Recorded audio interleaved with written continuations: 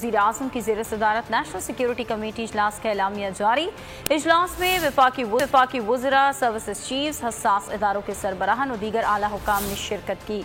इजलास में मरकजी सतह पर एपीसी की तश्कील का फैसला किया गया। एपिक्स कमेटी की सदारत वज़ीर-ए-आज़म करेंगे। इजलास में मुल्क में अमन अमान की मजमूई सूरत हाल का तफसीली जायजा लिया गया।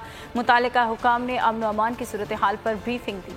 शहीद होने वाले अफसरान और जवानों को खराज अकीदत पेश किया गया। एलामिया में वाज़ेह किया गया कि आईन और कानून की हुक्मरानी रियासती अमलदारी के लिए कौम रियासती इदारे यकजान है। पूरी कौम इन मकासद पर वाज़ेह ज़हन के साथ मुत्तहिद है। इजलास में स्वात समेत मुल्क के बाज़ हिस्सों में अमन और अमान के खराब करने के वाक़यात का जायज़ा लिया गया। एलामिया में इस अज़्म का इजहार किया गया कि पाकिस्तान के हर शहरी का लहू निहायत ही कीमती है।